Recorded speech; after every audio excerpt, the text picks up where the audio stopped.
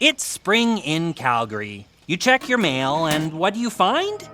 Your property tax assessment.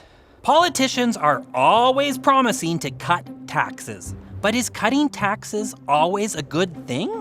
What do our taxes actually pay for? I'm Reframe, community liaison and resident policy geek for Calgary's future. In this video, I'm going to answer some common questions about everyone's least favorite and most mentioned political topic: taxes. Each year, Calgarians pay municipal property taxes to keep important city services running. This includes infrastructure like roads and bridges, public safety services like police, fire and rescue, and 911 response, public transportation services like city buses and LRT, social programs like affordable housing and neighborhood support, library services, parks and recreation, arts and culture.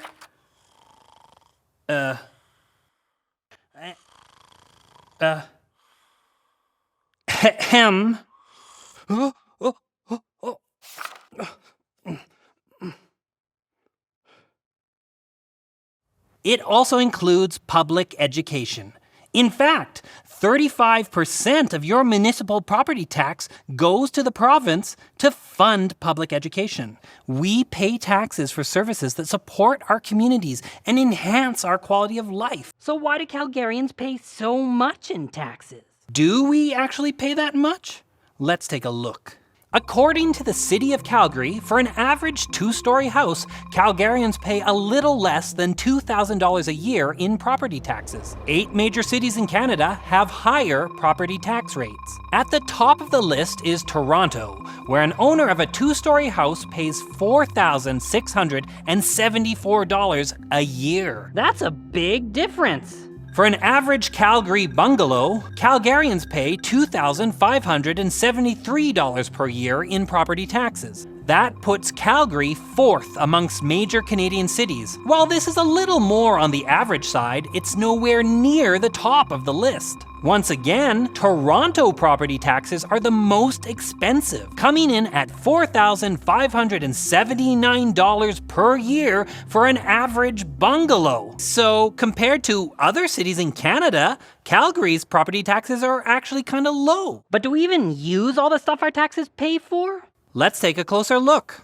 A portion of our municipal property taxes go toward important infrastructure that everyone uses. In fact, more than 5% of our taxes help build and maintain city streets and public sidewalks. That includes building new roads, repaving existing roadways, and fixing potholes. Potholes are one of the greatest dangers to puppets. Another great example of this type of infrastructure is public transit. Our tax dollars fund the transit systems that make our city accessible. But wait, do Calgarians actually use transit? They do. In fact, according to the 2023 American Public Transit Association report, Calgary ranks #1 in both Canada and the United States for annual light rail system ridership. And with our population growing and the cost of living continuing to rise, ridership is likely to increase in coming years. One budget item that upsets a lot of people is public art and arts funding. Oh, that's nice. But less than 1% of Calgary's tax revenue goes towards public art and arts funding. That one's a classic. I think this one's a little too advanced for puppets.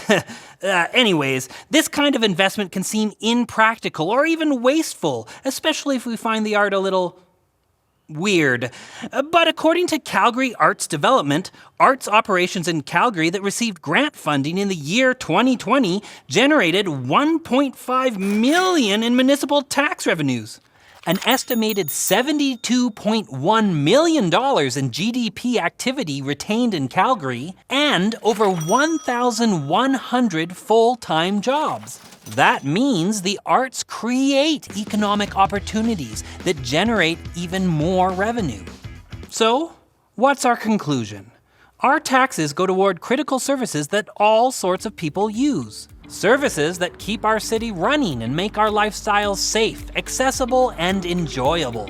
Whether it's taking the train to work, sending our kids to school, or checking out a theater show downtown, we all benefit from the services that municipal taxes pay for.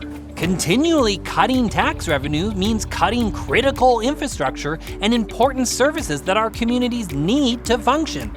Not only that, slashing taxes can hurt the economic development of our city and local businesses, leading to even less tax revenue in the future.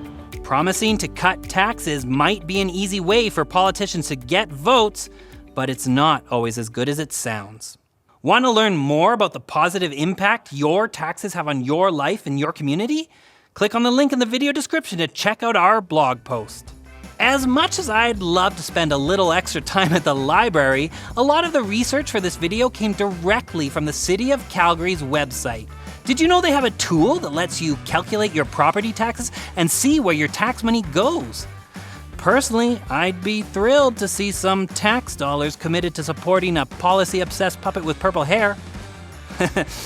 Check out the link in the video description. Together, let's make our city better.